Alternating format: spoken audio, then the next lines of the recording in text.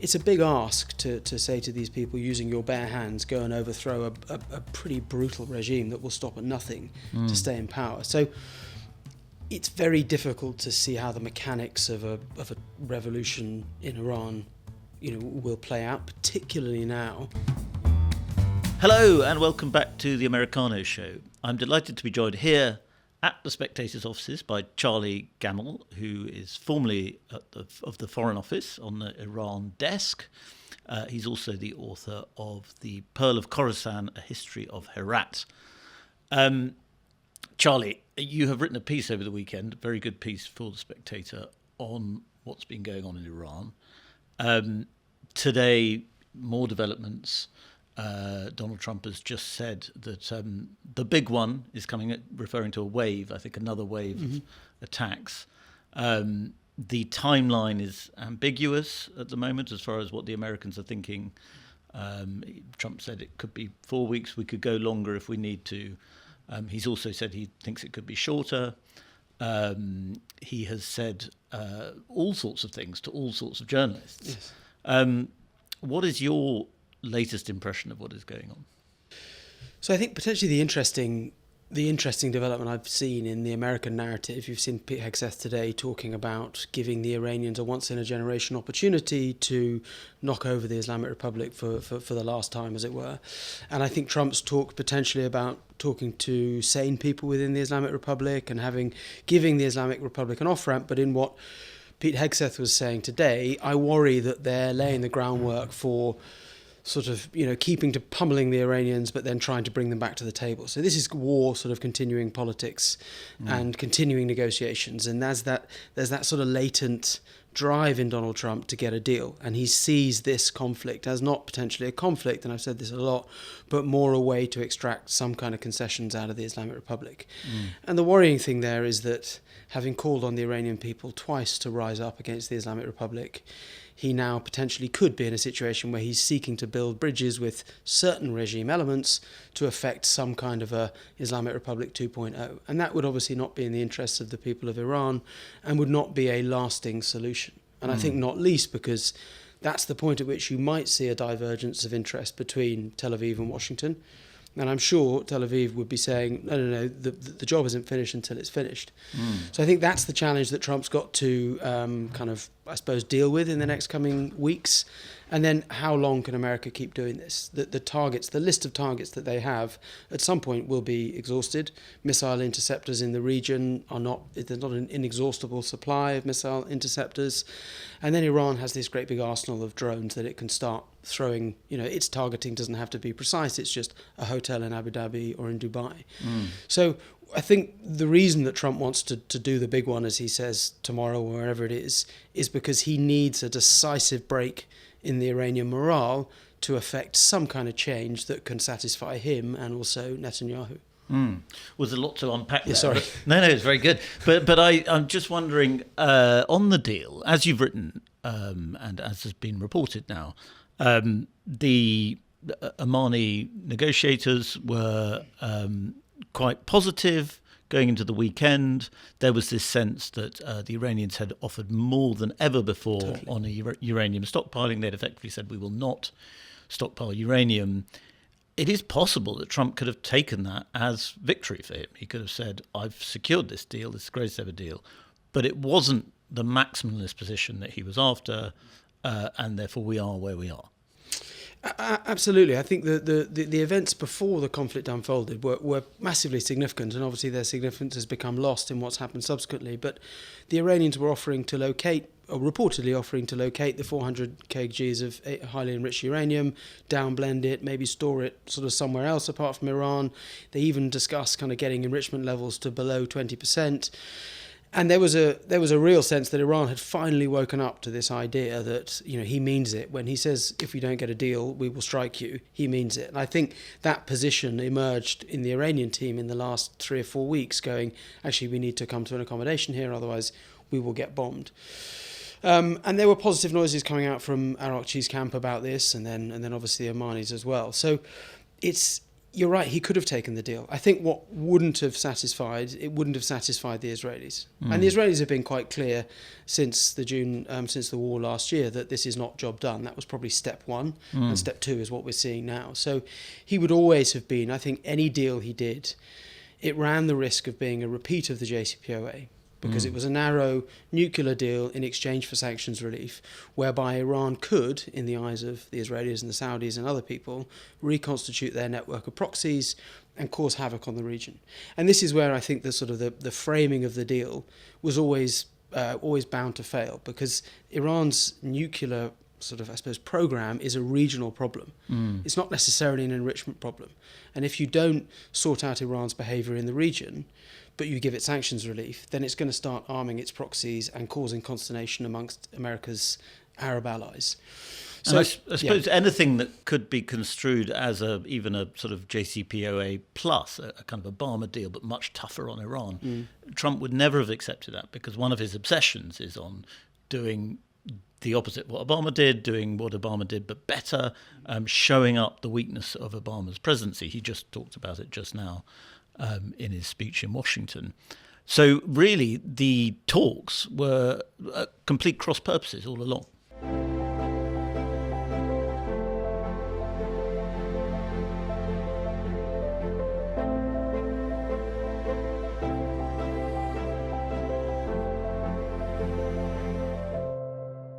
Totally. And I think the Americans wanted to frame it in terms of, hey, how about we talk about Iran, your role in the region?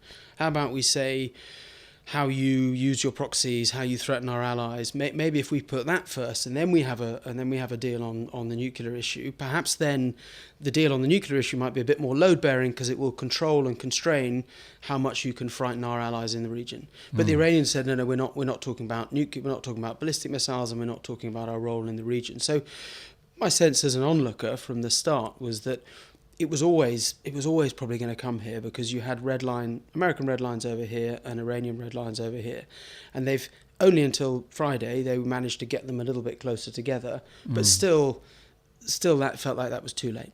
And one other thing that was a real problem for the Americans was Khamenei going on television and saying "Death to America," and this just kind of slightly annoyed Trump, as we've seen in Venezuela as well. That was a real personal slight that plays into his thinking. And a lot of people saying, what's the plan? Is there a plan? Some people in Washington seem to be saying that there actually isn't a plan. But one aspect that has been discussed a lot over the weekend, and Trump has almost hinted at a couple of times that there was such a thing, was that similar to the Venezuela situation, but obviously very different, America and Israel may have some clever intelligence plan for a new leadership, a new regime to work with, a kind of Islamic Republic 2.0 already cooked up ahead of schedule. Do we see any actual evidence of that yet? So I probably, I wouldn't be able to comment on any of that, but as in not knowing any of those details, but I don't see any evidence of that. And I don't think that would be an acceptable outcome to Israel.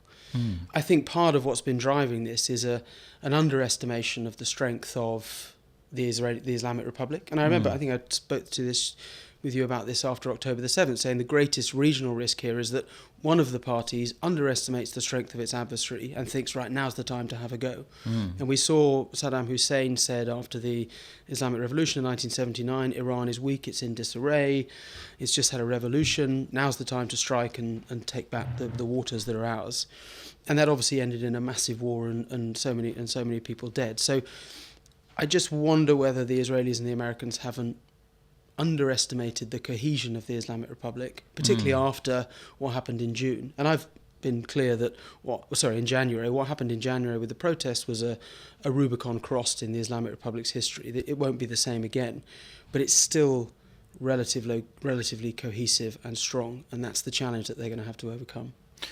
People tend to think that it's not surprising that Trump might not have a very clear plan ahead. That may be unfair on Trump. But people would tend to think the Israelis have a clear plan of what they want to happen.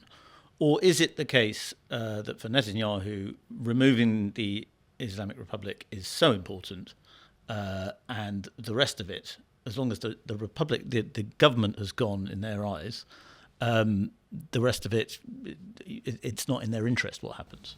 Yeah, I mean, we've seen this in Gaza. They're happy to break things, but not necessarily that interested in sort of fixing them or remaking them afterwards. They don't have a build strategy after they've broken something.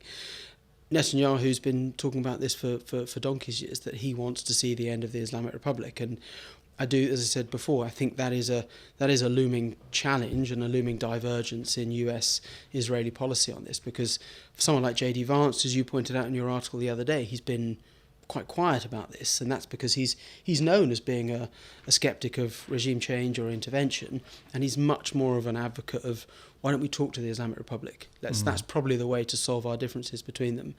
But that just runs counter to Israel's stated goal, which is these guys have to go. So how Trump navigates those two competing poles in his own party with J.D. Vance, and then in the region with Israel, that could define how the next months play out. And it's been said and reported a bit that Iran has a kind of decapitation plan. Yeah. It's always had measures in place so that even if the top leadership are taken out of various bits, the IRCG, various bits of the government, various bits of the military, there will always be a way to regenerate itself. Can you give us a bit more insight on how that works? So I think it's the structure is basically designed to absorb. So we know that these people might get killed. So how do we put things in place so that when they do get killed, we know who the next person is, and then we know who the next person is. And if we draw a lesson from counterinsurgency in Iraq or Afghanistan or even Yemen, the killing mid-level commanders, killing senior commanders, as long as the idea and the ideology that supports the movement is still there, and some of the infrastructure is still there, and there's some money still there, these groups can keep sort of regenerating and fighting. And I think you can't kill an idea is probably a lesson that we've learned over the last 20 years in the Middle East with the sort of Sunni-inspired Islamism.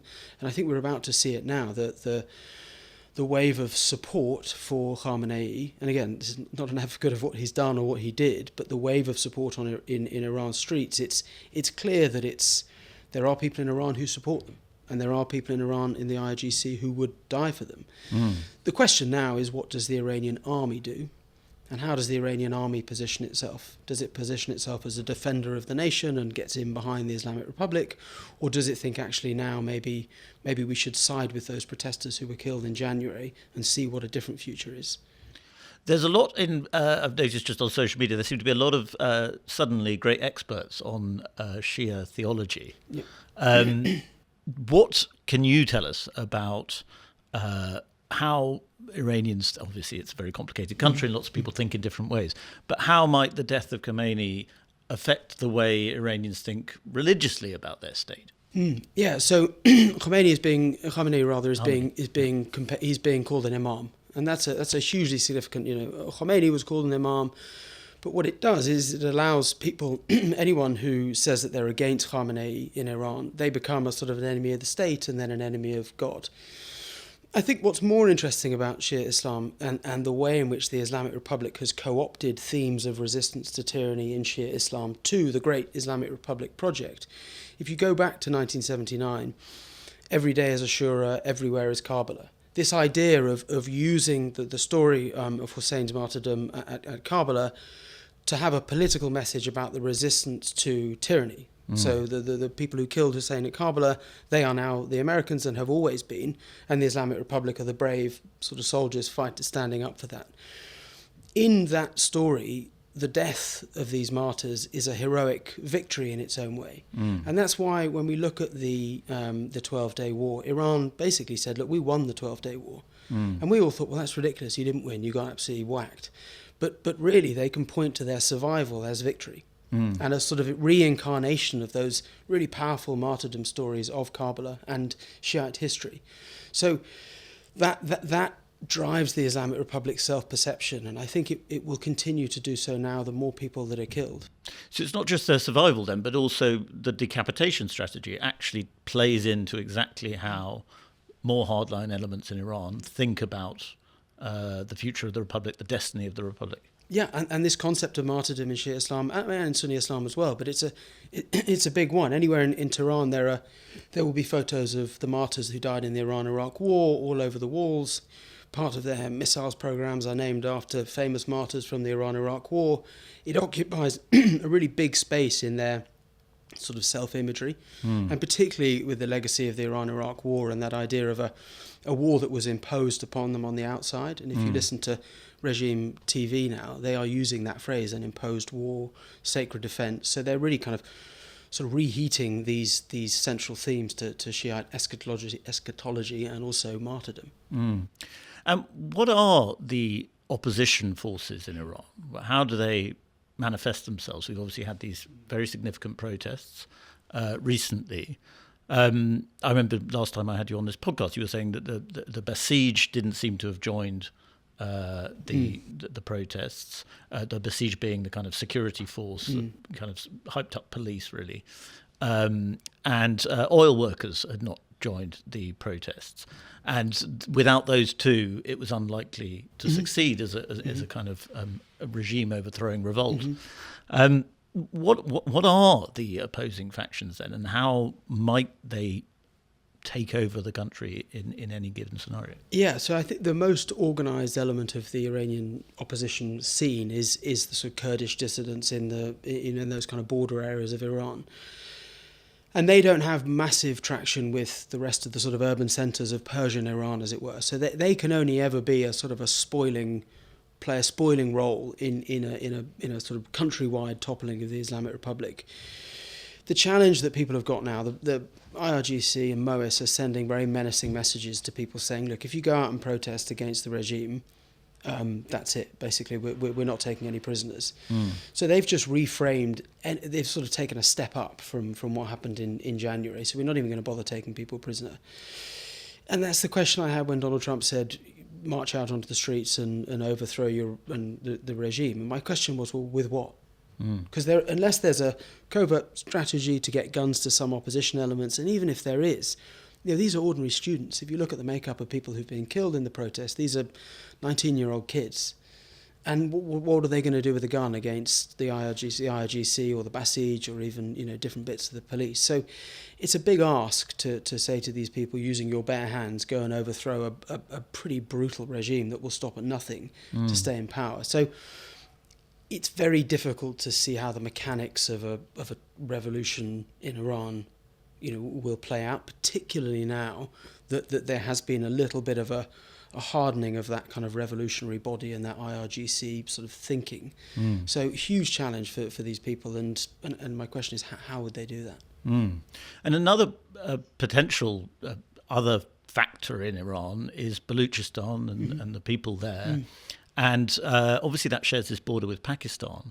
We've seen some quite interesting developments in Pakistan. There's an attack on the US embassy there.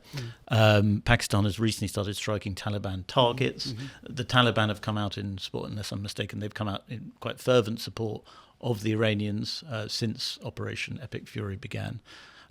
Tell us a little bit about that border and how that plays into the Iranian question.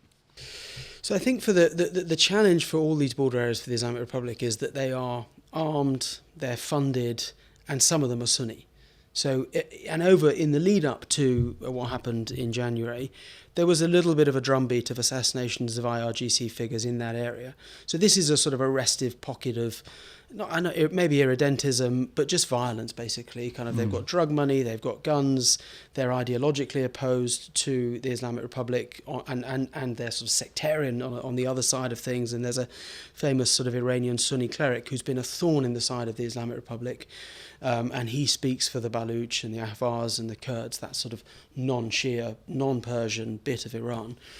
And the challenge there is that you can get them guns, I suppose, some of these, and there's always been the supposition that America and Israel have funded these groups to be a thorn in the side of the Islamic Republic. So they've got the capacity and the capability to play a quite problematic spoiling role in Iran, but I don't think it can't really transfer into something nationwide. So I think there's limitations on how much kind of damage or how problematic they can be for the regime in Tehran. So it's the sort of badlands of totally. Iran. Yeah, exactly. Kind of gangster territory. Yeah. Drugs, guns, that kind of thing. And what about Pakistan? Because, as I said, it shares this border. It is a nuclear power. How do they handle the unravelling situation? I think Pakistan at the moment is it can only really handle it in a sort of paying lip service to what's going on. Obviously, they've just signed their big defence pact with the Saudis, so their bread is very much buttered on that side, and they will be looking to contain whatever happens in Baluchistan, try and push the problem out some outside of Pakistan's borders, because the growing insurgency that they're seeing on their border with Afghanistan is a legacy of some of their sort of policies over the last 20 years. And they are in, what can only be termed as a conflict with the Taliban. So they would be careful about getting into a sort of any direct conflict with Iran or anything more than what they've got going on with the Taliban. You mentioned Saudi Arabia there. I should have asked you about that when we were talking about Israel, because another thing that's been reported in recent days is that Mohammed bin Salman was himself pressuring Trump to go to strike. That's not known for certain yet, but it seems to be true. What's his agenda? So that is a really interesting development, because, and I've spoken to you about this on this podcast, that the Saudis and the Iranians had a measure of rapprochement recently. KBS, the Crown Prince's brother, went to Iran in April, and it was a big trip, because the last person to have gone there was many years ago, and just the similar level of seniority to KBS, and it suggested that the Iranians had succeeded in persuading the region that actually we're not the problem's Israel. And that was the narrative that was sort of doing the rounds in the region. And this is Iran was going on a bit of a charm offensive with Arab nations, saying, look, you don't have to worry about us. It's the Israelis you've got to worry about. But that only took Iran so far. And Iran got good purchase when the Israelis bombed Qatar. So this is what Iran was trying to do, trying to say to the region that we're your friend, we want good relations with you guys. But ultimately, the enmity that ran between the Saudis and the Iranians on sectarian lines and on sort of who can speak for the global ummah, for Islam, that was just a bit of a bridge that was too big to cross. And obviously I don't know anything about MBS's calculations, but he probably felt, like a lot of people in the region, perhaps wrongly as it turns out, now is the time to strike Iran. Now is the time that we can get rid of these guys and we can weaken them further. The challenge for Saudi has always been a strong, prosperous, competitive Iran is a challenge to Saudi Arabia, but a weakened, infighting Iran that we may get at the moment could be preferable to Saudi Arabia, because Iran poses no threat to it when it's kind of fighting amongst itself. The danger is that an Iran that's let off the leash and has nothing to lose can, as we've seen today, strike Saudi oil refineries, it can stop LNG from Qatar, and it can cause a real headache for everyone in the region. So, like with Trump's decision, that pressure from MBS at the time might have seemed like the right thing to do, because they could knock the regime over, but it could turn out to be quite an expensive gamble. And so the reluctance of Saudi and the Gulf state was not just to do with fear of joining in with Israel and America, but it was also to do with fear of what Iran could do to them in the eventuality of a conflict.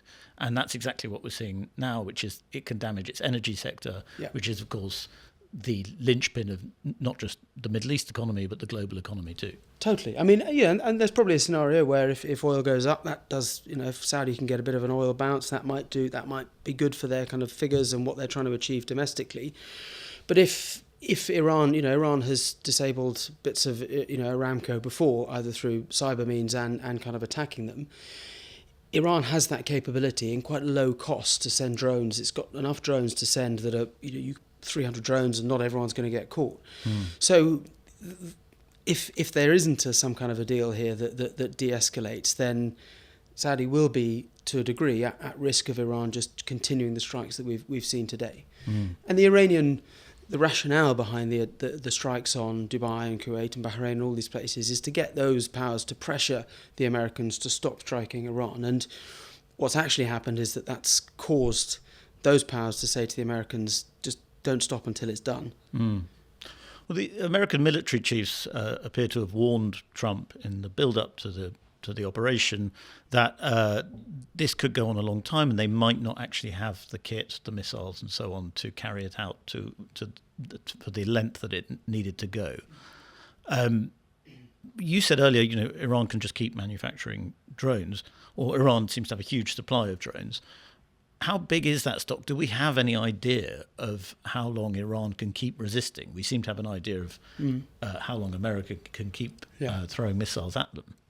So one of the tactics of Israel in the first war was to knock out Iran's missile launchers. And Iran has a big arsenal of missiles. I don't know the exact number, but very sophisticated and lots of them. And the Israeli tactic, sensibly so, was to, if we disable all the launch pads, then it doesn't matter how many missiles they got, they can't hit us. And that seems to be, that's continued in this round of the conflict. So that will dent Iran's ability to basically prosecute kind of a big war against Israel and keep fighting back. And I think the numbers of strikes that Iran has hit, or the number of times Iran has struck Israel, the frequency is going down. That suggests that they can't continue to resist indefinitely.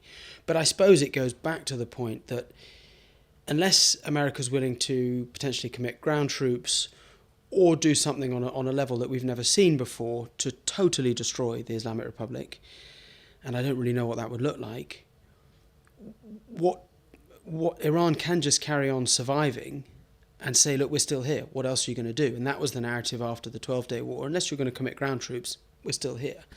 So that's the challenge. If after this great wave that Trump's talking about, the Islamic Republic is still there won't have been a revolution in the next 3 or 4 days.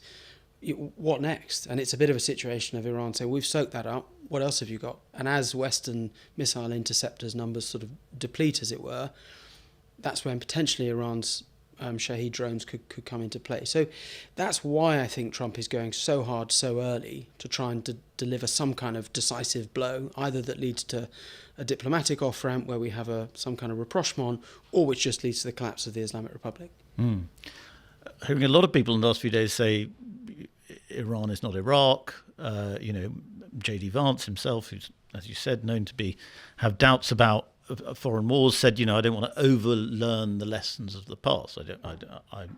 We need to learn the lessons of the forever wars, but we also don't want to overlearn them, suggesting that, it's a bit simplistic to think of this as just another Iraq. However, there are a lot of similar dynamics on the Western side at play here. Yeah, and I think that idea that Iran is an Iraq, I mean, you look at Iran and it has, a bit like in Iraq, you have Kurds and you have Sunnis and you have Shias, and you have the same thing in Iran, as we've spoken about, with the Baluch and the Ahvaz and the Lur. So that there is a potential for fragmentation in Iran that we're overlooking here, and we saw it in the protests. I completely agree we don't want to overlearn, but I think at the same time we don't want to use not overlearning as an excuse not to learn. Not learning. You know what I mean? And I think that's the danger. You look at it and you think, well, we're not going to de-Ba'athify Iran, therefore we're going to work with the guys that are still there. And that looks like it's where they're going. And the challenge of that is that you get an Islamic Republic 2.0, and that satisfies no one, least of all the people of Iran. And then suddenly Trump's words saying he's going to stand up for the Iranian people look incredibly hollow. And that's not a solution to this problem. Who knows what a solution is, but a reconstituted Islamic Republic 2.0 won't satisfy, that's my concern, won't satisfy Israel.